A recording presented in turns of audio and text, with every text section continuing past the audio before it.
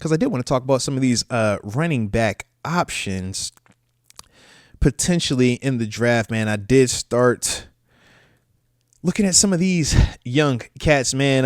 Some of the running backs, potential players for us to maybe draft. All right, so let's get these dudes real quick while the homie is getting ready to roll. All right, y'all hit that like button. You know the drill. Don't forget to subscribe either if you are new to the channel. A couple of running backs though, man, that have, in my brief checking these dudes out, man, have kind of caught my eye, man, as potential options for us in the draft this year, man. And obviously there are varying rounds for these dudes. Some guys I think are obviously a lot earlier. I mean, one of these dudes is definitely first round type. And then, like I said, I think the last guy on my list, second, third round type, you know what I mean? More than likely. But obviously we know the big name, man, Ashton Jeanty, the Boise State cat, man. Total package. Pass, block, catch out the backfield, zone run, downhill run, obviously, man, in terms of gap scheme versus zone scheme. Has home run threat ability. I love the contact balance. You can question his competition level, but I specifically liked the Oregon game.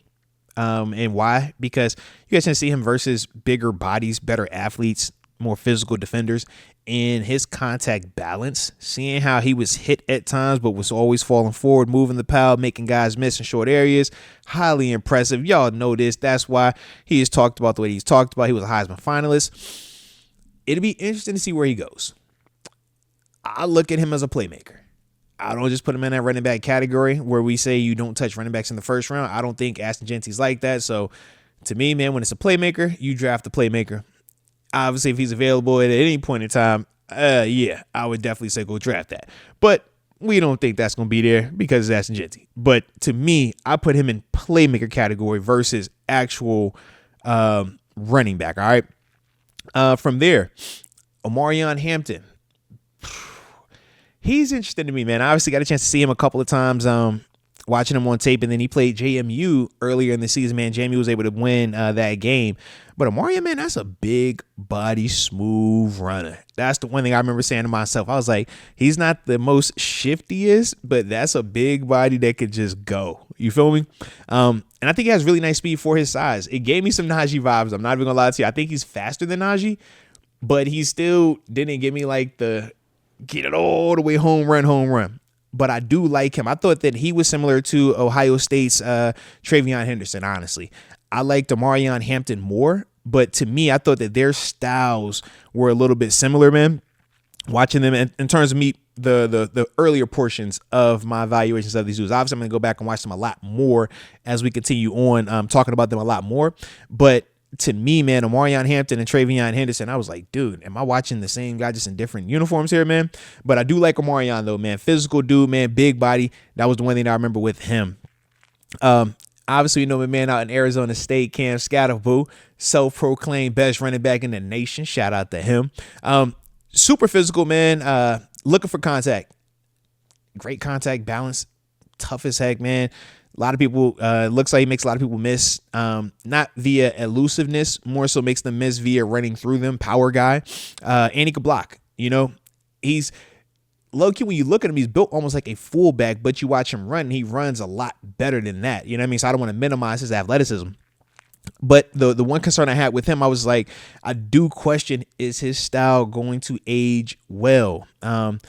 Obviously, people have, I think, brought up Peyton Hillis, the Mike Allstott type. To me, I was thinking more Marion Barber, right? The barbarian used to play with the Cowboys, man, because he was shifty at times, but he was also a guy that was physical and would seek out contact.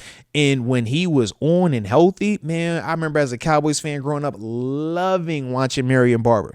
But the problem was his body broke down. He couldn't sustain it. And that's the only question that I have when I'm watching Cam Skattebo. I'm like, I know he's not the type that's going to just outrun you. That's not his game. His game is, man, I'm going to continue to punch you. And I also can get by you, if it's the right matchup.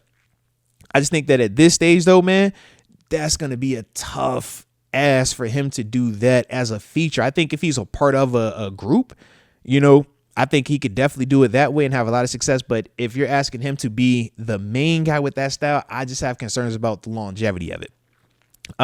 Next up on the list, though, like the homie out of Tennessee, man, Dylan Sampson.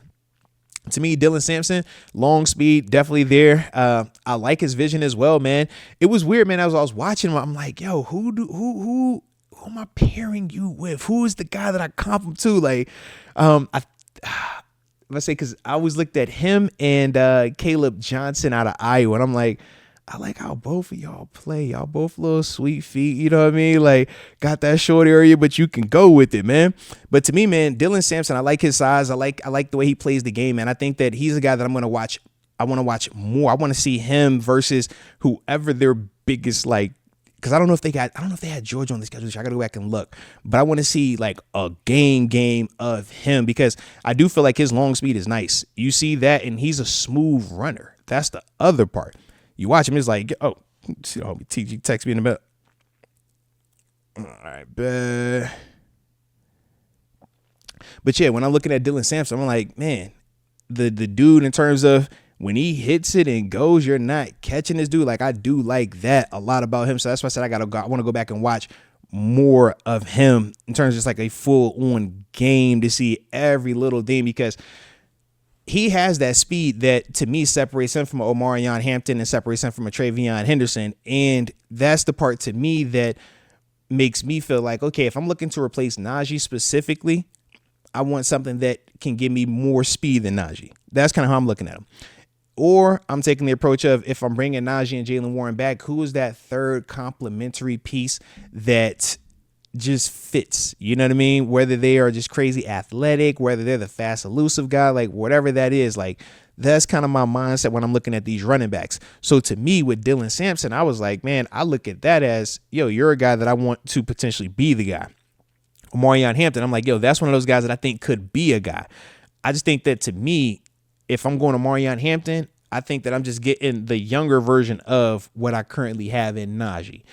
You know how I feel about Najee. I like him a lot. So I'm not tripping on it, but I just want to make sure that we're understanding what we potentially will be getting if we are bringing him in. All right. Travion Henderson, like I said, I like him a lot as well, man. Big athlete. We obviously know national champ. He has the long speed as well. My only knock with him, I was like, I wasn't the biggest fan of his short area quickness. I feel like he's one of those guys straight ahead. But once he's going, he's going. And he's big, and I like his size. You know what I mean? Now, the flip side was this. When I'm looking at Judkins, that's the other running back, Quinshawn. He's like the reverse.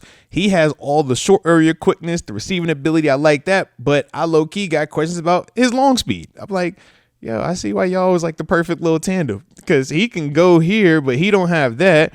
You have that, but you can't go there. You know what I mean? So that's the part where with both of those guys, I look and I say, if I'm bringing them in tandem with a Jalen or if it's Najee, whoever else, then it's like, okay, I like what either one of those guys brings. I would prefer Judkins a little bit more if I was going to have Najee and Jaylen Warren here. If Najee is leaving, if Najee were to leave, then yeah, I want a Travion Henderson. Obviously, I want a Omarion Hampton type. But that's kind of how I look at those dudes. And shout out to Tito and a couple of y'all in the chat, man, updating me on Dylan Sampson as well. You said he had the Georgia game played really well in. So I'm going to go back and check that one. Because that's what I was like, I didn't know if he played against Georgia or Bama this year. So I wanted to go back and look to see versus that type of, you know, where you're going to typically have something closer to NFL like defense. I just want to see what that looked like. So I'll definitely go back and watch that one specifically, man. But the last dude that I had checked out, man, briefly, like I said, and I'm going to go back and watch these dudes a lot more as we continue on, kind of like we're doing with the quarterbacks, the wide receivers, etc. O-line, D-line, etc. Right? We're working through all those guys, all right? But the other guy, man, that kind of stood out to me, and y'all going to laugh when I say the school, is out of Kansas. Devin Neal, bro. Listen, Devin Neal. All right. I like Devin Neal, man. The short area quickness, the receiving ability, he can make you miss, man. He make you miss now. I like that dude, man. I'm going to watch him more because, like I said, it was Kansas. I'm going to watch a lot of Kansas football. I'm not even going to lie to you. When I pop was like, yo, who is this? I was like, hold on now. Wait a minute. Hold on. Listen, I cut the T. I said, hold on, man. I got to rewind this one back. I watched McCall and say, all right, bro. You might have something over there. I ain't know Kansas has something like you out there. You don't like you belong in Kansas, man. So now I got to go back and watch like more of good old Devin Neal. But to me, I said, bro, if you're bringing Najee and Jaylen Warren back, I want Devin Neal in here, man. I think that's a heck of a third option. I think that that's the short area quickness receiving ability that I would be looking for, that we were hoping that Cordell Patterson could provide us. And unfortunately, it just wasn't consistent enough. But to me, if I was going to run it back with Naj, Jaylen, Devin Neal, man, I think he's a heck of a player, man. And I was just surprised because it was Kansas. Wasn't expecting it for Kansas, man. Wasn't expecting it.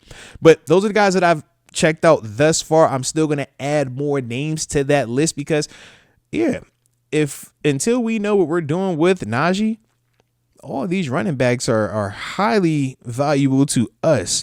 And if Najee were to leave in free agency and we don't replace him in free agency, these are some of those guys we're going to have to pick up. One, maybe two of these type of dudes, man. So, like I said, man, we definitely want to make sure we're in tune with those guys, all right?